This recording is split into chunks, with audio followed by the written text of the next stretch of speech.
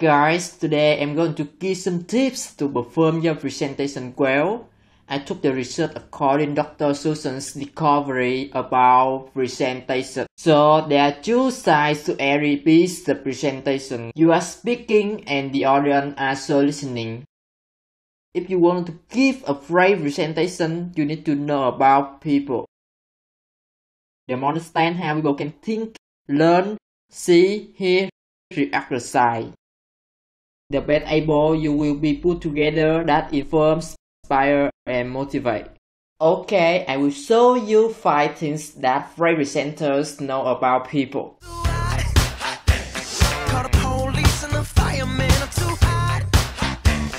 1, people learn best in 20-minute chunks. When I'm coaching and mentoring people on presentations, I tell them to go watch TED Talks. If you aren't familiar with TED Talks, you should check it out at TED.com. These are short talks by accomplished people in their fields. And interestingly, most TED Talks are 20 minutes long. I think that's one reason they're so effective. These same presentations stretched out to an hour might not be so brilliant. Maureen Murphy tested the idea that 20-minute presentations are the right amount of time. She had adults attend a 60-minute presentation and the same presentation broken up into 20-minute chunks. She wanted to see if there would be a difference in people's memory of the talk and also their reaction to the talk. When the presentation was chunked into 20-minute segments, people enjoyed the presentation more, they learned more, and they retained the information longer. Most of us give presentations that are often longer than 20 minutes. So if you have a presentation that's longer, see if you can build in some kind of change every 20 minutes. Maybe take a break, a short stretch break, or have an activity or an exercise.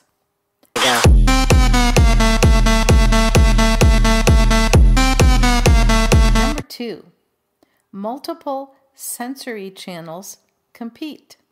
During a presentation, there are 2 sensory channels that are the most active, visual and auditory. Your audience is looking at you and listening to you. They're also possibly looking at slides you're showing.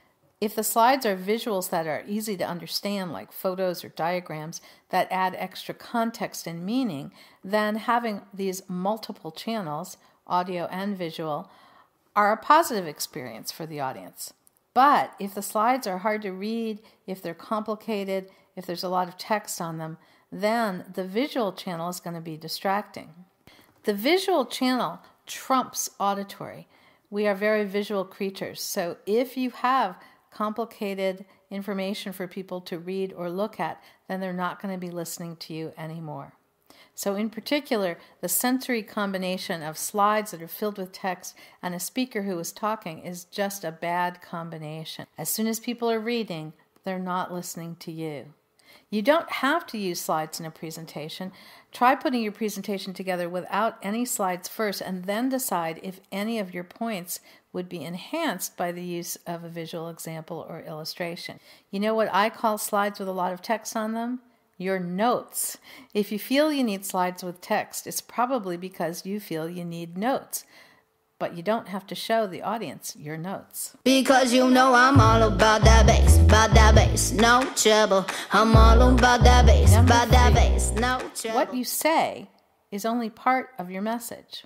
The research in psychology over the last 15 years has revealed that people process information unconsciously and make very quick, like 1 second or less, unconscious decisions about other people. People react to not only your message, but your voice, your stance, your facial expressions, and your hand movements. There's a special field of study called Paralinguistics, which studies how information is communicated besides the words that you say. For instance, I can say, "I'd love to go to the store with you." Or I can say, "I'd love to go to the store with you." In either case, I've said exactly the same words, but the paralinguistics of the message is totally different. You want to think about how you are saying what you're saying, not just the words.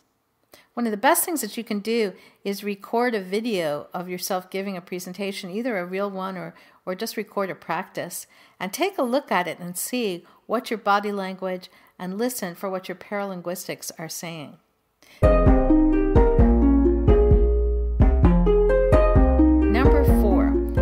want people to act, you have to call them to action. Recently, I attended a fundraiser. The speaker got up and gave a pretty good speech. I think he could have used a speech coach, but at the end, he didn't have a call to action. He was trying to raise funds, but he didn't ask for the money at the end of the presentation. There were people walking around after the presentation with jars so you could donate, but no one had actually asked for the money. At the end of your presentation, be very specific about exactly what you want your audience to do.